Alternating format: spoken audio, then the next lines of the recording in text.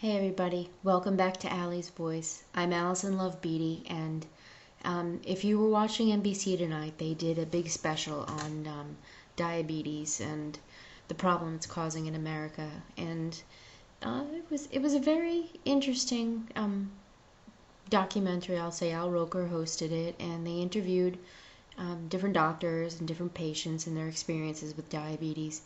And I'm not sure if anybody really caught up on the theme, but they did focus on exercise being important, and they did focus on food being very important. But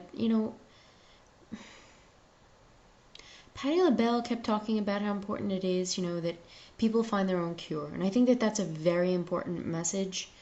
But more importantly, I think that to say that a cure is different for everybody. As a type 1 diabetic since the age of 7, I always imagined that my cure was going to come in a shot.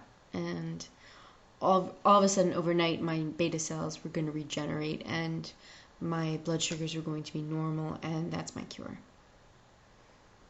Most likely, so far, to date, that's really not the way cures are looking for people.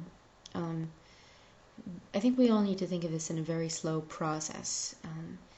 What happened to actually cause the episode that triggered the elevated blood sugar in the body could probably be easily explained as though, imagine Thanksgiving dinner and everybody sitting around the table.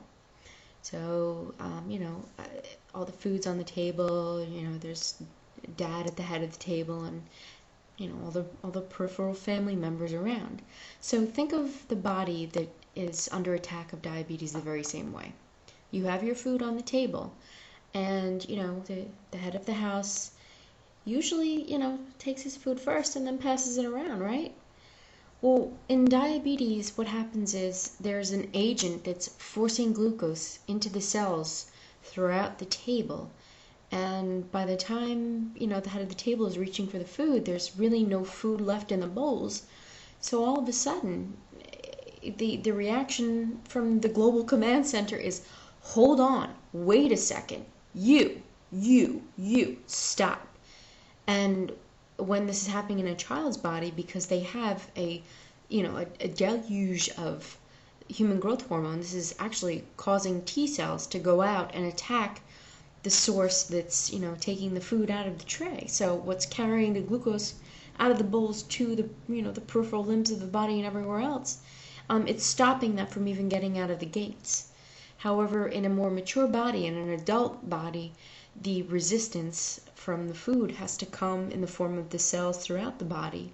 So the resistance, the insulin is still going out, but that little piece that it carries along with it, C-peptide, is resisting the glucose from entering the cells. So the glucose circulates around and is still readily available for the brain, for the eyes. And unfortunately, as this happens, over time, it goes up and down and up and down. This is what's causing the complications of type 2 diabetes.